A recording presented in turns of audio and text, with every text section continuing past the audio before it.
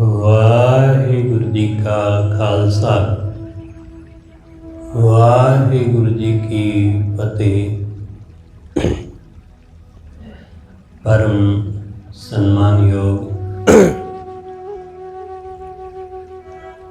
सतगुरु जी दे हजूर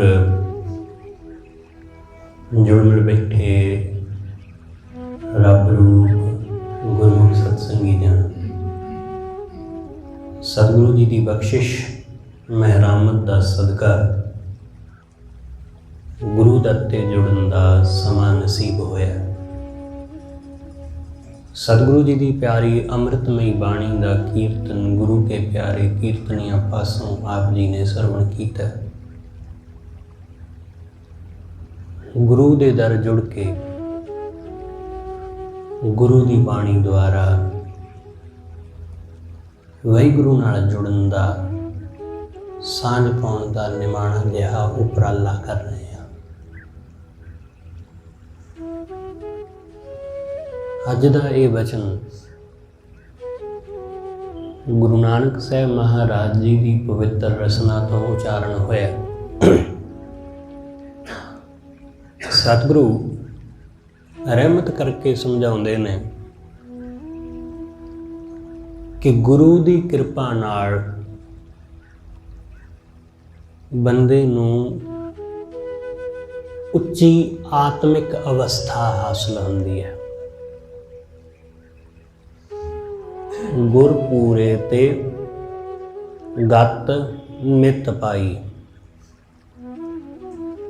गुरु दे राही बंदे दी सुरती, बंदे दी बिरती ये बहुत उच्ची हो जाती, जिसनों आपां इंज भी कहने आ कि गुरु दे सिख दी मत उच्ची हो जाती ते मन नीवा।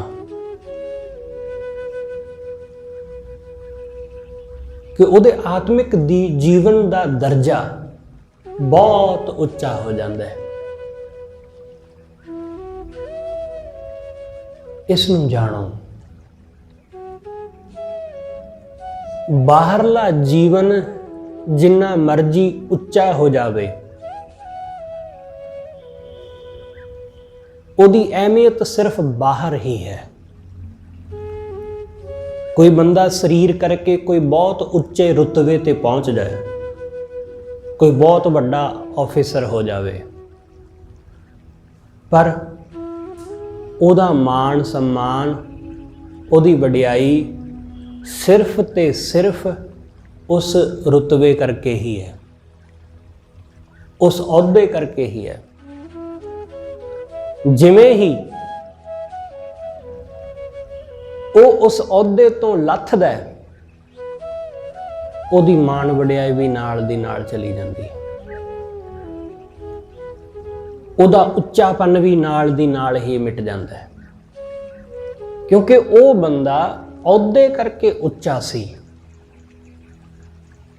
रुतबे करके उच्चा सी, ना कि अपने आप करके। जिहड़े बंदे अपने आप करके उच्चे हुंदे ने, रुतबियां दे आउण जाण नाल उन्हां नूं कोई फर्क नहीं पैंदा। औहदे मिलण जां ना मिलण उन्हां नूं इस गल नाल कोई फर्क नहीं पैंदा है। इसलिए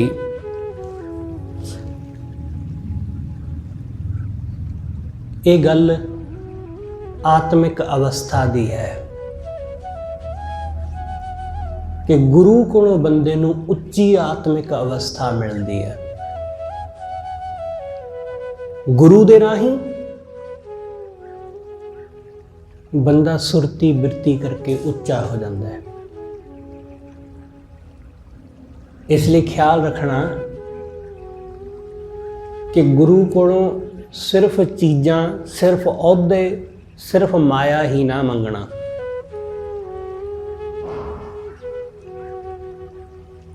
मिल तां ये भी सब जाणगियां गुरु दे कोलों, क्योंकि गुरु दे घर की नहीं है। सतगुरु कहंदे कि वाहिगुरू तेरे घर की नहीं है, सब कुछ है, ਉਹਦੇ ਦਰ ਤੇ ਸਭ ਕੁਛ ਹੈ, ਜੋ ਚਾਹੋਗੇ ਮਿਲ ਜਾਏਗਾ। ਪਰ ਸਿਰਫ ਇਹਨਾਂ ਚੀਜ਼ਾਂ ਤੱਕ ਸੀਮਤ ਨਾ ਰਹਿਣਾ। ਜਦੋਂ ਅਸੀਂ ਸਿਰਫ ਚੀਜ਼ਾਂ ਤੱਕ ਸੀਮਤ ਰਹਿੰਦੇ ਹਾਂ, ਸਿਰਫ ਪੈਸਾ, ਸਿਰਫ ਰੁਤਬਾ, ਸਿਰਫ ਅਹੁਦਾ, ਤਾਂ ਅਸੀਂ ਉੱਥੇ ਹੀ ਆਪਣਾ ਜੀਵਨ ਜੀ ਕੇ ਚਲੇ ਜਾਂਦੇ ਹਾਂ। ਸਾਡੀ ਆਤਮਾ ਨੂੰ ਕੋਈ ਹੁਲਾਰਾ ਨਹੀਂ ਮਿਲਦਾ।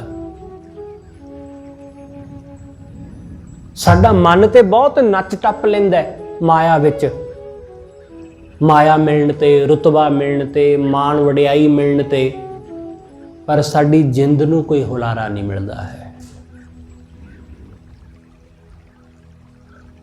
ਸਾਡੇ ਜੀਵਨ ਵਿੱਚ ਕੋਈ ਆਤਮਿਕ ਆਨੰਦ ਨਹੀਂ ਪੈਦਾ ਹੁੰਦਾ। ਇਸ ਲਈ ਸਿਰਫ ਦੁਨਿਆਵੀ ਚੀਜ਼ਾਂ ਨਾ ਮੰਗਣਾ ਗੁਰੂ ਕੋਲੋਂ, ਇਸ ਰੱਬੀ ਰਹਿਮਤ ਨੂੰ ਵੀ ਮੰਗਣਾ ਜਿਹੜੀ ਗੁਰੂ ਬਖਸ਼ਦਾ ਹੈ।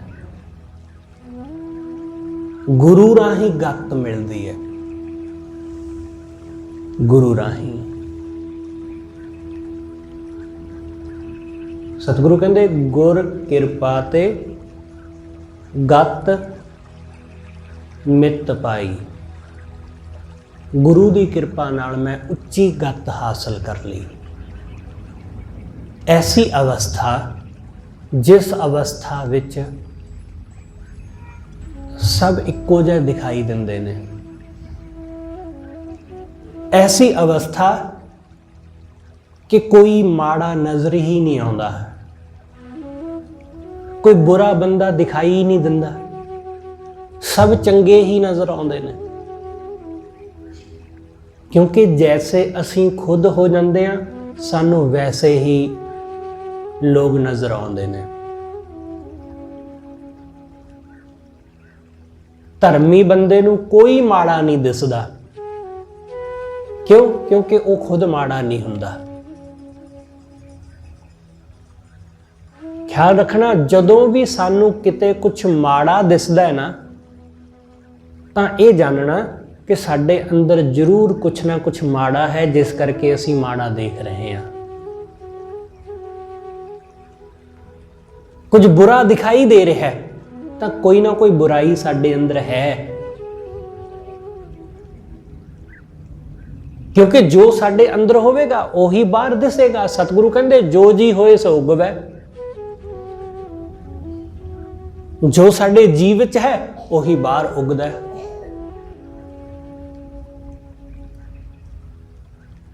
ਇਸ ਲਈ ਸੰਸਾਰ ਬਹੁਤ ਸੁੰਦਰ ਹੈ,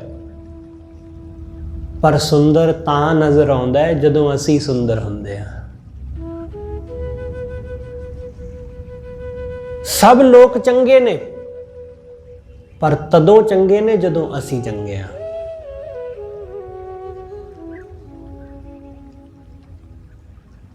ਇਸ ਕਰਕੇ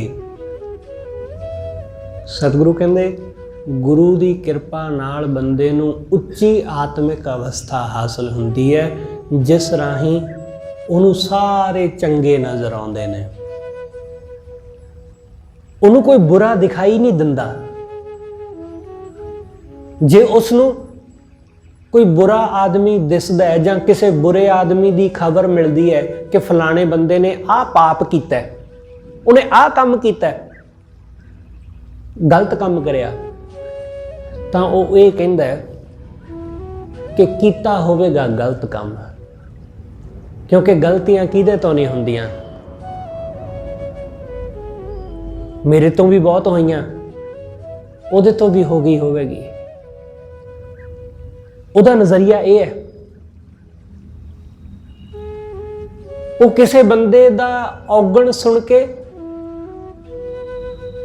ਉਹ ਦੁਖੀ ਨਹੀਂ ਹੁੰਦਾ, ਖੁਸ਼ ਵੀ ਨਹੀਂ ਹੁੰਦਾ ਕਿ ਉਹਦੀ ਗਲਤੀ ਦਾ ਪਤਾ ਲੱਗਿਆ, ਉਹਦੀ ਕਮਜ਼ੋਰੀ ਪਤਾ ਲੱਗ ਗਈ। ਇਹ ਸੁਣ ਕੇ ਉਹ ਖੁਸ਼ ਨਹੀਂ ਹੁੰਦਾ, ਸਗੋਂ ਉਸ ਨੂੰ ਵੀ ਦਇਆ ਆਉਂਦੀ ਹੈ ਉਹਦੇ ਤੇ ਕਿ ਉਹਦੇ ਕੋਲੋਂ ਗਲਤੀ ਹੋ ਗਈ ਹੈ। ਇਹੋ ਜਿਹੀ ਗਲਤੀ ਮੇਰੇ ਤੋਂ ਵੀ ਹੋ ਸਕਦੀ ਸੀ। ਜਦੋਂ ਇਹੋ ਜਿਹੀ ਬਿਰਤੀ ਨਾ ਸਾਡੀ ਸਭ ਦੀ ਹੋ ਜਾਂਦੀ ਹੈ ਤਾਂ ਸਾਡੇ ਘਰਾਂ ਦੇ ਵਿੱਚੋਂ ਕਲੇਸ਼ ਮਿਟ ਜਾਂਦੇ ਨੇ। ਕਿ ਜਦੋਂ ਪਤੀ ਤੇ ਪਤਨੀ ਦੋਨਾਂ ਦੀ ਆਪਸ ਵਿੱਚ ਸਾਂਝ ਬਣ ਜਾਂਦੀ ਕਿ ਜੇ ਇਹ ਭਾਂਡਾ ਮੇਰੇ ਤੋਂ ਟੁੱਟਿਆ ਜਾਂ ਪਤਨੀ ਤੋਂ ਟੁੱਟਿਆ ਤਾਂ ਮੇਰੇ ਤੋਂ ਵੀ ਤਾਂ ਟੁੱਟ ਹੀ ਸਕਦਾ ਸੀ।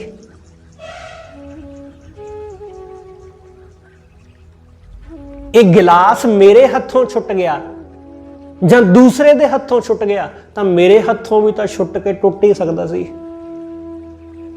ਜਦੋਂ ਬੰਦਾ ਇਸ ਦ੍ਰਿਸ਼ਟੀ ਨਾਲ ਭਰ ਜਾਂਦਾ ਹੈ ਫਿਰ ਕਲੇਸ਼ ਨਹੀਂ ਹੁੰਦਾ।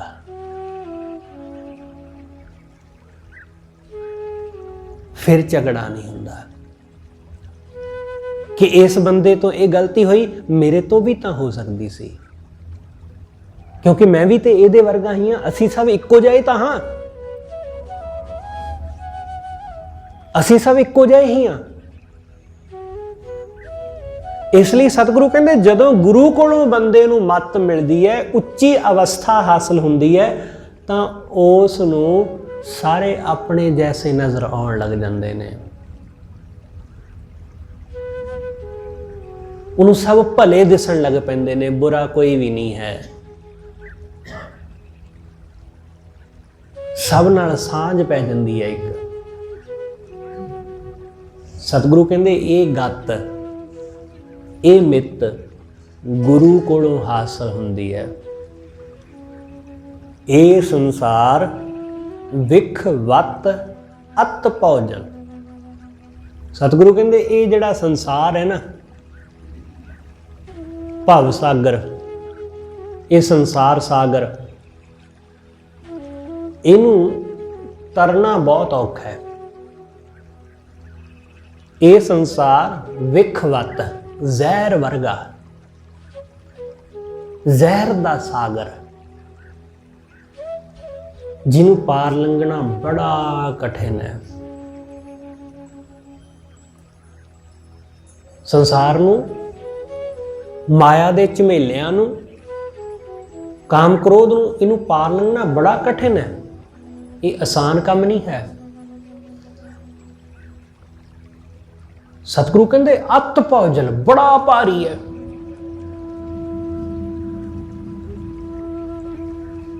ਇਸ ਲਈ ਇਸ ਸਾਗਰ ਨੂੰ ਇੰਨੀ ਆਸਾਨੀ ਨਾਲ ਪਾਰ ਨਹੀਂ ਕੀਤਾ ਜਾ ਸਕਦਾ। ਕਾਮ ਕ੍ਰੋਧ ਨੂੰ ਇੰਨੀ ਜਲਦੀ ਕਾਬੂ ਨਹੀਂ ਕੀਤਾ ਜਾ ਸਕਦਾ, ਬੜਾ ਕਠਿਨ ਹੈ, ਬੜਾ ਕਠਿਨ। ਇਸ ਨੂੰ ਮਾਰਦੇ ਮਾਰਦੇ ਲੋਕ ਖੁਦ ਮਰ ਗਏ,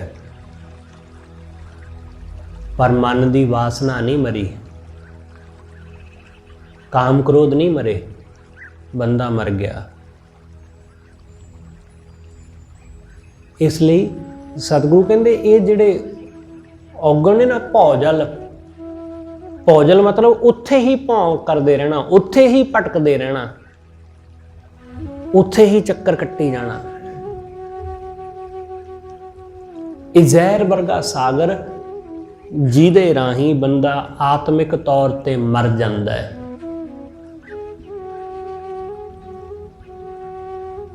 ਕਿ ਅੰਦਰੋਂ ਬੰਦਾ ਮਰਦਾ ਹੈ। ਸਤਿਗੁਰੂ ਕਹਿੰਦੇ ਇਸ ਨੂੰ ਲੰਘਣਾ ਬੜਾ ਔਖਾ ਹੈ, ਪਰ ਇਹਨੂੰ ਲੰਘਿਆ ਜਾ ਸਕਦਾ ਹੈ। ਕਿਵੇਂ? ਗੁਰ ਸ਼ਬਦੀ ਹਰ ਪਾਰ ਲੰਘਾਈ। ਗੁਰੂ ਦੇ ਸ਼ਬਦ ਦੁਆਰਾ ਇਸ ਨੂੰ ਪਾਰ ਲੰਘ ਜਾਈਦਾ ਹੈ। ਗੁਰੂ ਕਿਰਪਾ ਕਰਕੇ ਪਾਰ ਲੰਘਾ ਦਿੰਦਾ ਹੈ। ਗੁਰੂ ਦਾ ਸ਼ਬਦ। ਇਸ ਲਈ ਗੁਰੂ ਦੇ ਸ਼ਬਦ ਨੂੰ ਆਪਣੇ ਮਨ ਵਿੱਚ ਹਮੇਸ਼ਾ ਉਚਾਰਦੇ ਰਹਿਣਾ। ਗੁਰੂ ਦਾ ਸ਼ਬਦ ਸਾਨੂੰ ਹਨੇਰੇ ਵਿੱਚ ਰਾਹ ਵਿਖਾਉਂਦਾ ਹੈ। ਜਿਵੇਂ ਅੰਨਾ ਆਦਮੀ ਉਸ ਨੂੰ ਦਿਖਾਈ ਤਾਂ ਦਿੰਦਾ ਨਹੀਂ, ਪਰ ਉਹਨੂੰ ਸੁਣਾਈ ਦਿੰਦਾ ਹੈ। ਅੰਨੇ ਆਦਮੀ ਨੂੰ ਤੁਸੀਂ ਕੁਝ ਬੋਲੋ ਕਿ ਇੱਥੋਂ ਖੱਬੇ ਨੂੰ ਮੁੜਨਾ ਹੈ, ਇੰਨੇ ਕਦਮ ਇੱਧਰ ਨੂੰ ਚੱਲਣਾ ਹੈ, ਇੰਨੇ ਕਦਮ ਇਸ ਪਾਸੇ ਨੂੰ ਤੁਰਨਾ ਹੈ, ਤਾਂ ਉਹ ਸਮਝ ਜਾਂਦਾ ਹੈ, ਉਹ ਪਾਰ ਨਿਕਲ ਆਉਂਦਾ ਹੈ। ਅਸੀਂ ਲੋਕ ਵੀ ਮਾਇਆ ਦੇ ਵਿੱਚ ਅੰਨੇ ਹੋਏ ਪਏ ਹਾਂ, ਕਾਮ ਕ੍ਰੋਧ ਵਿੱਚ ਅੰਨੇ ਹੋਏ ਪਏ ਹਾਂ, ਹਉਮੈ ਵਿੱਚ, ਅਹੰਕਾਰ ਵਿੱਚ ਕੁਝ ਨਜ਼ਰ ਨਹੀਂ ਆਉਂਦਾ। ਗੁਰੂ ਦਾ ਸ਼ਬਦ ਉਹ ਸਾਨੂੰ ਰਾਹ ਵਿਖਾਉਂਦਾ ਹੈ। ਗੁਰੂ ਦੇ ਸ਼ਬਦ ਰਾਹੀਂ ਅਸੀਂ ਪਾਰ ਲੰਘਦੇ ਹਾਂ। ਇਸ ਲਈ ਸਤਿਗੁਰੂ ਕਹਿੰਦੇ ਗੁਰ ਸ਼ਬਦੀ ਹਰ ਪਾਰ ਲੰਘਾਈ। ਇਸ ਲਈ ਗੁਰੂ ਦੇ ਸ਼ਬਦ ਨੂੰ ਸੁਣਨਾ, ਗੁਰੂ ਦੇ ਸ਼ਬਦ ਨੂੰ ਉਚਾਰਨਾ, ਉਸ ਨੂੰ ਸਿਮਰਨਾ ਤੇ ਇਸ ਢੰਗ ਨਾਲ ਸਿਮਰਨਾ, ਇਸ ਭਾਵ ਨਾਲ ਕਿ ਉਹ ਤੁਹਾਨੂੰ ਰਾਹ ਵਿਖਾ ਰਿਹਾ ਹੈ, ਉਹ ਤੁਹਾਨੂੰ ਮਾਰਗ ਵਿਖਾ ਰਿਹਾ ਹੈ, ਉਹ ਮਾਰਗ ਦਿਖਾ ਰਿਹਾ ਹੈ। ਇਸ ਢੰਗ ਨਾਲ ਸਤਿਗੁਰੂ ਕਹਿੰਦੇ ਫਿਰ ਪਾਰ ਲੰਘਾਂਗੇ। ਇਸ ਸੰਸਾਰ ਵਿੱਚ ਜੀਵ ਆਉਂਦੇ ਨੇ, ਜਨਮਦੇ ਨੇ, ਜੀਵਨ ਭੋਗਦੇ ਨੇ ਤੇ ਤੁਰ ਜਾਂਦੇ ਨੇ। ਇੱਕ ਆਵੇ ਇੱਕ ਜਾਵੇ ਆਈ। ਸਤਿਗੁਰੂ ਕਹਿੰਦੇ ਇੱਕ ਇਸ ਸੰਸਾਰ ਵਿੱਚ ਆ ਰਹੇ ਨੇ, ਜਨਮ ਰਹੇ ਨੇ, ਤੇ ਇੱਕ ਇਸ ਸੰਸਾਰ ਵਿੱਚੋਂ ਜਾ ਰਹੇ ਨੇ। ਇੱਕ ਆਉਂਦੇ ਪਏ ਨੇ ਤੇ ਇੱਕ ਆਉਣ ਵਾਲਿਆਂ ਦੇ ਲਈ ਥਾਂ ਖਾਲੀ ਕਰਕੇ ਇੱਥੋਂ ਜਾ ਰਹੇ ਨੇ। ਐਸਾ ਹੀ ਹੈ ਨਾ, ਕਿਉਂਕਿ ਅਸੀਂ ਜਾਵਾਂਗੇ ਤਾਂ ਕਿਸੇ ਲਈ ਜਗ੍ਹਾ ਬਣੇਗੀ।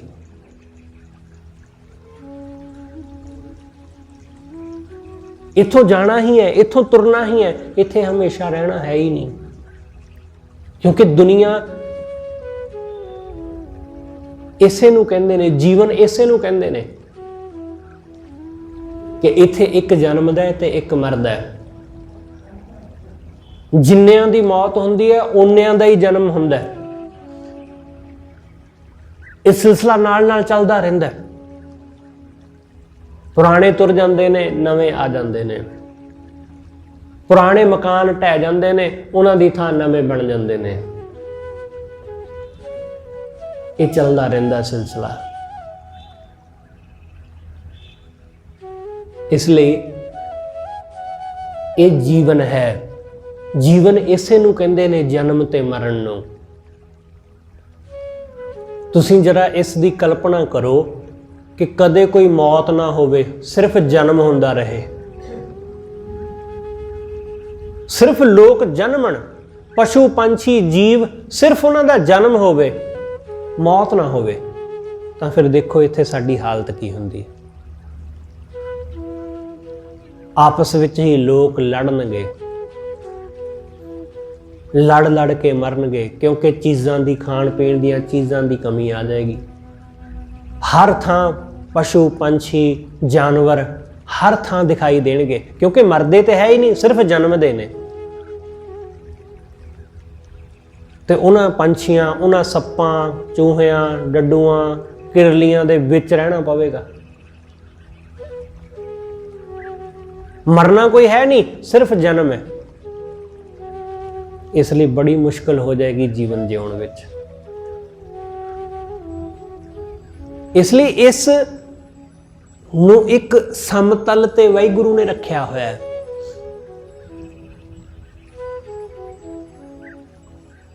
ਨਾਲ ਨਾਲ ਉਸਨੇ ਸਭ ਨੂੰ ਇੱਕੋ ਜਿਹਾ ਰੱਖਿਆ ਹੋਇਆ ਕਿ ਕਿਸੇ ਦਾ ਜੀਵਨ ਕਿਸੇ ਦੂਸਰੇ ਉੱਤੇ ਨਿਰਭਰ ਕਰਦਾ ਹੈ। ਜੀਵਨ ਇਸੇ ਤਰ੍ਹਾਂ ਚੱਲਦਾ ਹੈ। ਸਤਿਗੁਰੂ ਕਹਿੰਦੇ ਇੱਕ ਆਉਂਦੇ ਨੇ, ਇੱਕ ਜਾਂਦੇ ਨੇ। ਇੱਕ ਆਵੇ ਜਾਈ, ਇੱਕ ਹਰ ਰਾਤੇ ਰਹਿ ਸਮਾਈ। ਤੇ ਇੱਕ ਐਸੇ ਨੇ ਜਿਹੜੇ ਵਾਹਿਗੁਰੂ ਵਿੱਚ ਸਮਾਏ ਰਹਿੰਦੇ ਨੇ। ਉਹ ਵਾਹਿਗੁਰੂ ਵਿੱਚ ਹੀ ਲੀਨ ਰਹਿੰਦੇ, ਉਹ ਵਾਹਿਗੁਰੂ ਵਿੱਚ ਰੰਗੇ ਹੋਏ। ਇੱਕ ਹਰ ਰਾਤੇ, ਉਹ ਵਾਹਿਗੁਰੂ ਵਿੱਚ ਰੱਤੇ, ਪਰਮੇਸ਼ਰ ਵਿੱਚ ਰੱਤੇ ਹੋਏ, ਪਰਮੇਸ਼ਰ ਦੇ ਰੰਗ ਵਿੱਚ ਰੰਗੇ ਹੋਏ। ਇੱਕ ਹਰ ਰਾਤੇ ਰਹਿ ਸਮਾਈ। ਉਹ ਵਾਹਿਗੁਰੂ ਦੇ ਵਿੱਚ ਰੱਤੇ ਨੇ, ਉਹ ਜਿਉਂਦੇ ਵੀ ਉਹਦੇ ਵਿੱਚ ਰੰਗੇ ਰਹਿੰਦੇ ਨੇ, ਉਹ ਜਦੋਂ ਮਰ ਜਾਂਦੇ ਨੇ ਉਹ ਤਾਂ ਵੀ ਉਹਦੇ ਵਿੱਚ ਹੀ ਸਮਾਏ ਰਹਿੰਦੇ ਨੇ। ਇਸ ਲਈ ਤੇ ਧਰਮ ਕਹਿੰਦਾ ਕਿ ਸਾਧੂ ਕਦੇ ਮਰਦਾ ਨਹੀਂ, ਕਿਉਂਕਿ ਉਹ ਜਿਉਂਦੇ ਜੀ ਵੀ ਪ੍ਰਮਾਤਮਾ ਵਿੱਚ ਸਮਾਇਆ ਸੀ, ਉਹ ਮਰਨ ਤੋਂ ਬਾਅਦ ਵੀ ਉਹਦੇ ਵਿੱਚ ਹੀ ਸਮਾਇਆ ਰਿਹਾ। ਉਹ ਹਮੇਸ਼ਾ ਜਿਉਂਦਾ ਹੈ, ਉਹ ਵਾਹਿਗੁਰੂ ਵਿੱਚ ਜਿਉਂਦਾ ਰਹਿੰਦਾ ਹੈ।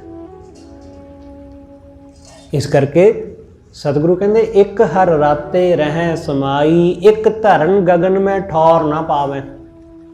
ਇੱਕ ਬੰਦੇ ਐਸੇ ਨੇ ਜਿਹੜੇ ਇਸ ਧਰਤੀ ਵਿੱਚ ਕਿਤੇ ਵੀ ਉਹਨਾਂ ਨੂੰ ਟਿਕਾਣਾ ਨਹੀਂ ਮਿਲਦਾ,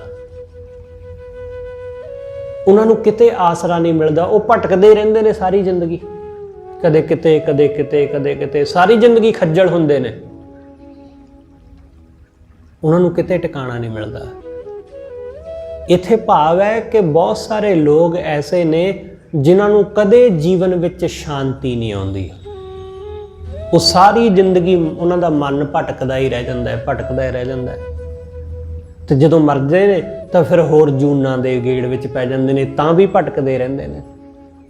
ਜਿਉਂਦੇ ਜੀ ਵੀ ਭਟਕਦੇ ਰਹੇ ਤੇ ਮਰਨ ਤੋਂ ਬਾਅਦ ਵੀ ਜੂਨਾਂ ਵਿੱਚ ਭਟਕਦੇ ਰਹੇ, ਉਹਨਾਂ ਨੂੰ ਕਿਤੇ ਠੌਰ ਨਹੀਂ ਮਿਲਦੀ,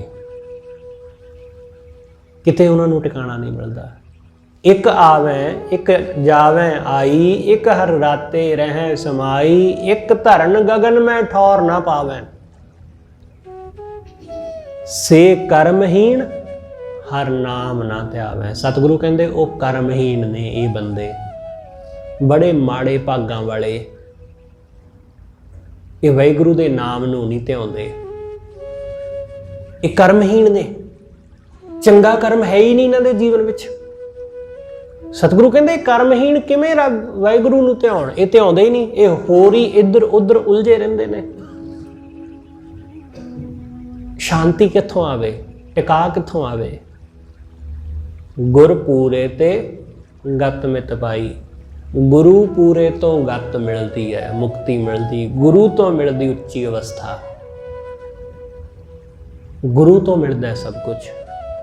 ਇਹ ਸੰਸਾਰ ਬਿਖ ਵਤ ਅਤ ਭੌਜਲ, ਗੁਰ ਸ਼ਬਦੀ ਹਰ ਪਾਰ ਲੰਘਾਈ। ਇਹ ਸੰਸਾਰ ਜੋ ਹੈ ਇਹ ਬੜਾ ਔਖਾ ਹੈ, ਇਸ ਨੂੰ ਪਾਰ ਲੰਘਣਾ, ਭਵ ਸਾਗਰ ਨੂੰ, ਇਸ ਸੰਸਾਰ ਸਮੁੰਦਰ ਨੂੰ ਪਾਰ ਲੰਘਣਾ ਬੜਾ ਕਠਿਨ ਹੈ। ਗੁਰੂ ਦੇ ਸ਼ਬਦ ਰਾਹੀਂ ਇਹਨੂੰ ਪਾਰ ਲੰਘਿਆ ਜਾਂਦਾ ਹੈ। ਰਹਾਓ ਜਿਨ ਕੋ ਆਪ ਲਏ ਪ੍ਰਭ ਮੇਲ, ਜਿਨ੍ਹਾਂ ਨੂੰ ਵਾਹਿਗੁਰੂ ਕਿਰਪਾ ਕਰਕੇ ਆਪ ਮੇਲ ਲੈਂਦਾ, ਆਪ ਜਿਨ੍ਹਾਂ ਨੂੰ ਪਰਮੇਸ਼ਰ ਨੇ ਕਿਰਪਾ ਕਰਕੇ ਆਪਣੇ ਨਾਲ ਮੇਲ ਲਿਆ। ਸਤਿਗੁਰੂ ਕਹਿੰਦੇ ਉਹਨਾਂ ਨੂੰ ਤਿੰਨ ਕੋ ਕਾਲ ਨਾ ਸਾਕੈ ਪੇਲ, ਉਹਨਾਂ ਦਾ ਕਾਲ ਕੁਛ ਵੀ ਵਿਗਾੜ ਨਹੀਂ ਸਕਦਾ। ਕਾਲ ਉਹਨਾਂ ਦਾ ਕੁਛ ਨਹੀਂ ਵਿਗਾੜ ਸਕਦਾ। ਭਾਵ ਮੌਤ ਦਾ ਡਰ ਉਹਨਾਂ ਦਾ ਕੁਛ ਨਹੀਂ ਵਿਗਾੜਦਾ। ਉਹ ਮੌਤ ਤੋਂ ਨਹੀਂ ਡਰਦੇ। ਐਸਾ ਨਹੀਂ ਕਿ ਉਹਨਾਂ ਦੀ ਮੌਤ ਨਹੀਂ ਹੁੰਦੀ, ਉਹਨਾਂ ਨੂੰ ਮੌਤ ਆਉਂਦੀ ਨਹੀਂ, ਮੌਤ ਆਉਂਦੀ ਹੈ। ਹੋ ਸਕਦਾ ਕਿ ਸਾਡੇ ਨਾਲੋਂ ਵੀ ਜ਼ਿਆਦਾ ਦੁਖਦਾਈ ਕਈ ਤਸੀਹੇ ਭੋਗ ਕੇ ਆਉਂਦੀ ਹੋਵੇ, ਪਰ ਫਿਰ ਵੀ ਮੌਤ ਉਹਨਾਂ ਦਾ ਕੁਛ ਨਹੀਂ ਵਿਗਾੜਦੀ। ਉਹ ਆਪਣੀਆਂ ਅੱਖਾਂ ਦੇ ਸਾਹਮਣੇ ਆਪਣੇ ਬੰਦ-ਬੰਦ ਕਟਾ ਲੈਂਦਾ, ਪਰ ਮੌਤ ਉਹਦਾ ਫਿਰ ਵੀ ਕੁਛ ਵਿਗਾੜ ਨਹੀਂ ਪਾਉਂਦੀ। ਲੋਕ ਸਧਾਰਨ ਮੌਤ ਤੋਂ ਵੀ ਡਰਦੇ ਨੇ ਤੇ ਉਹ ਆਪਣਾ ਖੋਪਰ ਉਤਾਰਨ ਵਿੱਚ ਵੀ ਝਿਜਕ ਨਹੀਂ ਕਰਦਾ। ਉਹ ਕਹਿੰਦਾ ਉਤਾਰ ਦਿਓ ਭਾਈ। ਲੋਕ ਸਧਾਰਨ ਮੌਤ ਤੋਂ ਵੀ ਡਰਦੇ ਨੇ ਕਿ ਕਿਤੇ ਐਸਾ ਨਾ ਹੋਵੇ ਕਿ ਰਾਤ ਨੂੰ ਸੁੱਤੇ ਰਹਿ ਜਾਈਏ, ਪਰ ਗੁਰਮੁਖ ਉਹ ਲੱਖਾਂ ਦੇ ਸਾਹਮਣੇ ਖੜੋ ਜਾਂਦਾ ਹੈ ਮੌਤ ਦਾ ਸਾਹਮਣਾ ਕਰਨ ਲਈ। ਉਸ ਨੂੰ ਆਰੇ ਨਾਲ ਵੀ ਚੀਰ ਦਿੱਤਾ ਜਾਂਦਾ ਹੈ, ਪਰ ਫਿਰ ਵੀ ਉਹਨੂੰ ਕੋਈ ਫਰਕ ਨਹੀਂ ਪੈਂਦਾ। ਇਸ ਕਰਕੇ ਸਤਿਗੁਰੂ ਕਹਿੰਦੇ ਉਹਨਾਂ ਨੂੰ ਜੰਮ ਪੇਲ ਨਹੀਂ ਸਕਦਾ, ਜੰਮ ਉਹਨਾਂ ਨੂੰ ਡਰਾ ਨਹੀਂ ਸਕਦਾ। ਤਿਨਕੋ ਕਾਲ ਨਾ ਸਾਕੈ ਪੇਲ, ਜਿਹੜੇ ਵਾਹਿਗੁਰੂ ਨਾਲ ਮਿਲ ਗਏ ਨੇ, ਜਿਹੜੇ ਪਰਮੇਸ਼ਰ ਨਾਲ ਜੁੜ ਗਏ ਨੇ। ਗੁਰਮੁਖ ਨਿਰਮਲ ਰਹਿ ਪਿਆਰੇ, ਗੁਰਮੁਖ ਹਮੇਸ਼ਾ ਨਿਰਮਲ ਰਹਿੰਦੇ ਨੇ, ਨਿਰਮਲ ਪਿਆਰੇ ਵਾਹਿਗੁਰੂ ਦੇ ਪ੍ਰੇਮ ਵਿੱਚ, ਉਹ ਬੜੇ ਪਿਆਰੇ ਨੇ। ਗੁਰਮੁਖ ਨਿਰਮਲ ਰਹਿ ਪਿਆਰੇ, ਸਤਿਗੁਰੂ ਕਹਿੰਦੇ ਉਹਨਾਂ ਦਾ ਮਨ ਤਨ ਬੜਾ ਨਿਰਮਲ ਹੈ, ਬੜਾ ਪਵਿੱਤਰ ਹੈ, ਉਹ ਵਾਹਿਗੁਰੂ ਦੇ ਪਿਆਰੇ ਨੇ। ਉਹ ਇਸ ਸੰਸਾਰ ਵਿੱਚ ਇਵੇਂ ਰਹਿੰਦੇ ਨੇ ਜਿਉਂ ਜਲ ਅੰਬ ਉੱਪਰ ਕਮਲ ਨਿਰਾਰੇ, ਜਿਵੇਂ ਪਾਣੀ ਦੇ ਵਿੱਚ ਕਮਲ ਦਾ ਫੁੱਲ ਰਹਿੰਦਾ ਹੈ ਕਿ ਚਿੱਕੜ ਦੇ ਵਿੱਚ ਰਹਿ ਕੇ ਵੀ ਉਹ ਚਿੱਕੜ ਤੋਂ ਨਿਰਲੇਪ ਰਹਿੰਦਾ ਹੈ, ਬਿਲਕੁਲ ਐਸਾ ਹੀ ਗੁਰਮੁਖ ਇਸ ਸੰਸਾਰ ਦੇ ਵਿੱਚ ਰਹਿ ਕੇ ਸੰਸਾਰ ਤੋਂ ਨਿਰਲੇਪ ਰਹਿੰਦਾ ਹੈ। ਉਹ ਮਾਇਆ ਤੋਂ ਨਿਰਲੇਪ ਰਹਿੰਦਾ ਹੈ, ਮਾਇਆ ਦਾ ਉਹਦੇ ਉੱਪਰ ਕੋਈ ਅਸਰ ਹੁੰਦਾ ਹੀ ਨਹੀਂ। ਸੰਸਾਰ ਦੀਆਂ ਚੀਜ਼ਾਂ ਉਹਦੇ ਉੱਪਰ ਕੋਈ ਅਸਰ ਨਹੀਂ ਪਾਉਂਦੀਆਂ। ਉਹ ਦੇਖਦਾ ਸਭ ਕੁਝ ਹੈ, ਉਹ ਵਰਤਦਾ ਸਭ ਕੁਝ ਹੈ, ਉਹ ਭੋਗਦਾ ਸਭ ਕੁਝ ਹੈ, ਪਰ ਉਸ ਮਾਇਆ ਦੇ ਵਿੱਚ ਅੰਨਾ ਨਹੀਂ ਹੁੰਦਾ। ਇਸ ਕਰਕੇ ਸਤਿਗੁਰੂ ਕਹਿੰਦੇ ਜਿਉਂ ਜਲ ਅੰਬ ਉੱਪਰ ਕਮਲ ਨਿਰਾਰੇ, ਜਦੋਂ ਇਹੋ ਜਿਹੀ ਬਿਰਤੀ ਨਾਲ ਗੁਰਮੁਖ ਆਪਣਾ ਜੀਵਨ ਜਿਉਂਦਾ ਹੈ ਕਿ ਉਹਦਾ ਮਨ ਤਨ ਨਿਰਮਲ ਹੈ, ਕਮਲ ਦੇ ਫੁੱਲ ਵਾਂਗੂ ਨਿਰਲੇਪ ਰਹਿੰਦਾ ਹੈ, ਸਤਿਗੁਰੂ ਕਹਿੰਦੇ ਫਿਰ ਉਸ ਨੂੰ ਬੁਰਾ ਭਲਾ ਕਹੋ ਕਿਸ ਨੂੰ ਕਹੀਏ। ਉਹਨੂੰ ਕੋਈ ਬੁਰਾ ਭਲਾ ਦਿਸਦਾ ਹੀ ਨਹੀਂ, ਉਹਨੂੰ ਸਭ ਇੱਕੋ ਜਿਹੇ ਨਜ਼ਰ ਆਉਂਦੇ ਨੇ। ਇਸ ਲਈ ਉਹ ਕਿਹਨੂੰ ਕਵੇ ਕਿ ਬੁਰਾ ਤੇ ਕਿਹਨੂੰ ਕਵੇ ਭਲਾ, ਉਹਨੂੰ ਸਾਰੇ ਭਲੇ ਨਜ਼ਰ ਆਉਂਦੇ ਨੇ, ਸਭ ਭਲੇ ਨੇ। ਅਸੀਂ ਜਿੱਥੇ ਖੜੋਤੇ ਹੁੰਦੇ ਹਾਂ, ਅਸੀਂ ਆਪਣੇ ਆਪ ਨੂੰ ਸਹੀ ਸਮਝਦੇ ਹਾਂ। ਜਿਸ ਐਂਗਲ ਤੋਂ, ਜਿਸ ਪੱਖ ਤੋਂ ਅਸੀਂ ਦੇਖਦੇ ਹਾਂ, ਸਾਨੂੰ ਲੱਗਦਾ ਹੈ ਉਹੀ ਗੱਲ ਸਹੀ ਹੈ। ਹਰ ਬੰਦਾ ਐਸਾ ਹੀ ਹੈ। ਤੁਸੀਂ ਜਿਸ ਨਜ਼ਰੀਏ ਤੋਂ ਦੇਖੋਗੇ ਤੁਹਾਨੂੰ ਲੱਗੇਗਾ ਉਹ ਗੱਲ ਸਹੀ ਹੈ, ਦੂਸਰਾ ਜਿਸ ਨਜ਼ਰੀਏ ਤੋਂ ਦੇਖਦਾ ਉਹਨੂੰ ਲੱਗਦਾ ਉਹ ਗੱਲ ਸਹੀ ਹੈ।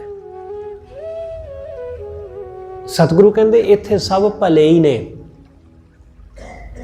ਇੱਥੇ ਬੁਰਾ ਕੋਈ ਵੀ ਨਹੀਂ ਹੈ। ਅਸੀਂ ਇਸ ਲਈ ਕਿਹਨੂੰ ਕਹੀਏ ਕਿ ਫਲਾਣਾ ਬੰਦਾ ਚੰਗਾ ਤੇ ਫਲਾਣਾ ਮੰਦਾ ਹੈ? ਕਿਉਂਕਿ ਸਾਨੂੰ ਉਸ ਬੰਦੇ ਦੀ ਮਨੋਬਿਰਤੀ ਦਾ ਥੋੜੀ ਨਾ ਪਤਾ ਹੈ।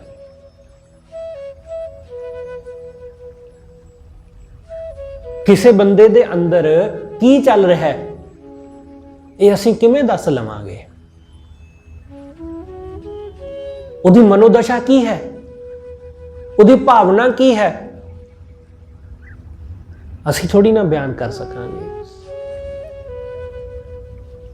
ਇਸ ਲਈ ਬਹੁਤ ਸਾਰੀਆਂ ਚੀਜ਼ਾਂ, ਬਹੁਤ ਸਾਰੀਆਂ ਗੱਲਾਂ ਐਸੀਆਂ ਜਿਹੜੀਆਂ ਸਾਡੀ ਸਮਝ ਵਿੱਚ ਨਹੀਂ ਆਉਂਦੀਆਂ ਕਦੇ, ਪਰ ਸਾਨੂੰ ਆਪਣੇ ਨਜ਼ਰੀਏ ਤੋਂ ਉਹ ਗਲਤ ਜਾਂ ਸਹੀ ਲੱਗ ਸਕਦੀਆਂ, ਕਿਉਂਕਿ ਜੋ ਮੈਨੂੰ ਠੀਕ ਲੱਗਦਾ ਮੇਰੇ ਲਈ ਉਹੀ ਚੰਗਾ ਹੈ, ਤੇ ਦੂਸਰੇ ਬੰਦੇ ਨੂੰ ਜੋ ਠੀਕ ਲੱਗਦਾ ਉਹਦੇ ਲਈ ਉਹ ਚੰਗਾ ਹੈ। ਸਤਿਗੁਰੂ ਕਹਿੰਦੇ ਇੱਥੇ ਕੋਈ ਬੁਰਾ ਨਹੀਂ ਹੈ, ਕੋਈ ਭਲਾ ਨਹੀਂ। ਬੁਰੇ ਭਲੇ ਦੀ ਤੇ ਗੱਲ ਹੀ ਨਹੀਂ ਇੱਥੇ ਸਭ ਚੰਗੇ ਨੇ।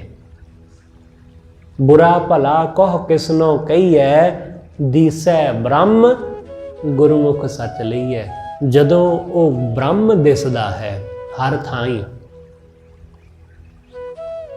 ਜਦੋਂ ਹਰ ਥਾਈਂ ਉਹ ਪਰਮੇਸ਼ਰ ਹੀ ਦਿਸਦਾ ਹੈ, ਉਹੀ ਨਜ਼ਰ ਆਉਂਦਾ ਹੈ, ਤਾਂ ਸਤਿਗੁਰੂ ਕਹਿੰਦੇ ਫਿਰ ਬੁਰੇ ਭਲੇ ਦੀ ਤਾਂ ਗੱਲ ਹੀ ਖਤਮ ਹੋ ਗਈ। ਤੁਸੀਂ ਜਰਾ ਜਿਹਾ ਆਪਣਾ ਦ੍ਰਿਸ਼ਟੀਕੋਣ ਬਦਲੋ। ਕੋਈ ਬੰਦਾ ਤੁਹਾਨੂੰ ਪਸੰਦ ਨਹੀਂ ਹੈ, ਤੁਹਾਡੇ ਆਂਢ ਗੁਆਂਢ ਵਿੱਚ, ਤੁਹਾਡੇ ਸ਼ਰੀਕੇ ਵਿੱਚੋਂ, ਜਰਾ ਉਸ ਨੂੰ ਇਸ ਪੱਖ ਤੋਂ ਦੇਖੋ ਕਿ ਪ੍ਰਮਾਤਮਾ ਦਾ ਇੱਕ ਰੂਪ ਆ ਵੀ ਹੈ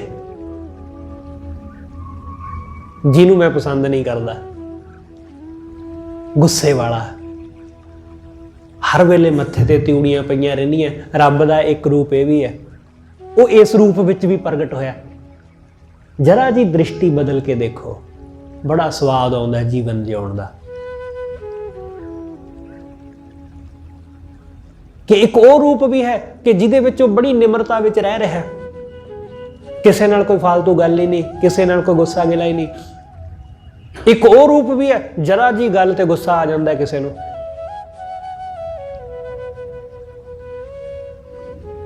सतगुरु कहंदे परमात्मा ही है सारियां दे अंदर बैठा।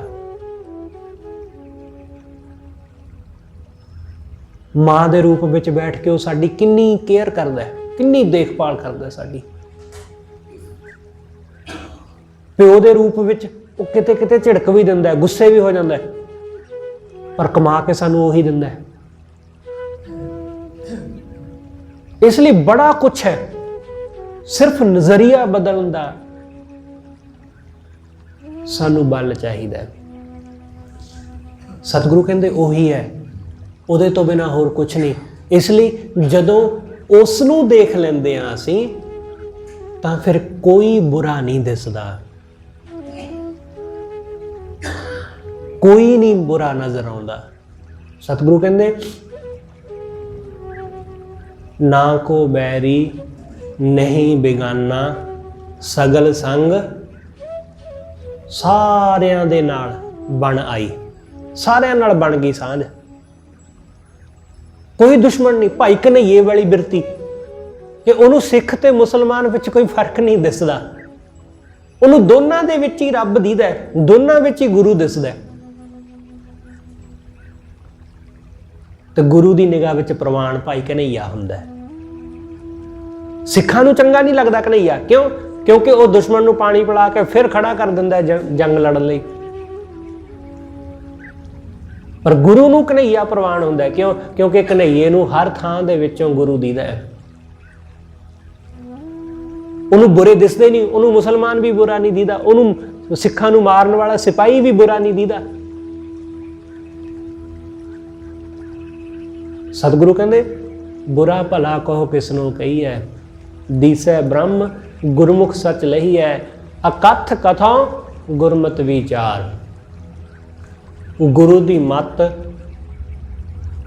ते जदों बंदा चलदा है, गुरु की विचार नूं जदों धारण कर लैंदा है, फिर उस अकथ नूं कथदा है, उस अकथ वाहिगुरू दा कथन करदा है। अकथ कथों गुरमुख विचार, मिल गुर संगत पावां पार। गुरु दे संग मिल के भव सागर नूं पार लंघ जाईदा है, गुरु दे संग हो के। शास्त्र वेद सिमरत बहु भेद, शास्त्रियां शास्त्र सिमरतियां वेद इन्हां दे बड़े भेद ने। सतगुरु कहंदे 68 मज्जन हर रस रेद, जिन्हां नूं वाहिगुरू दे नाम दा रस आ गया उन्हां नूं वेदां शास्त्रां सिमरतियां दे भेद दा पता चल गया। उन्होंने 68 तीर्थां का इशनान हासिल हो गया, जिन्हों ने वाहिगुरू दे नाम नूं अपने हिरदे विच वसा लिया। हर रस रेद, रेद मतलब हिरदा, वाहिगुरू दे रस विच जिन्हां दा हिरदा रिझ गया। सतगुरु कहंदे उन्हां लई यही 68 तीर्थां का इशनान हो गया। गुरमुख निर्मल मैल न लागै, गुरमुख दा मन निर्मल हो जाता है, उसनूं कदे माया दी मैल नहीं लगती। नानक हिरदै नाम वड्डे तुर भागै। सतगुरु कहंदे उन्हां दे हिरदे विच वाहिगुरू दा नाम वस जांदा है ते इह वड्डे भाग ने उन्हां दे। ये उन्हां दे वड्डे भाग जिन्हां दे हिरदे अंदर वाहिगुरू दा नाम वस गया ते वो कदे भी माया दे विच मैले नहीं हुंदे। माया दी कालक हत्थां नूं जरूर लग जांदी पर उन्हां दे मन नूं नहीं लगदी। इसलिए वो कदे भी इन्हां चीज़ों में उलझते नहीं। सतगुरु रहमत करे, ये रब्बी रहमत सतगुरु सब नूं बख्शे कि माया दे विच रह के माया विच उलझिए ना, ते उस वाहिगुरू दे नाम नूं सिमर के सुचज्जा जीवन जी सकीए। होइयां भुल्लां लई खिमा सतगुरु जी अते आप सरबत संगत बख्शण जो भुल्लां ना चितारदे होए आखो जी वाहिगुरू जी का खालसा वाहिगुरू जी की फतेह।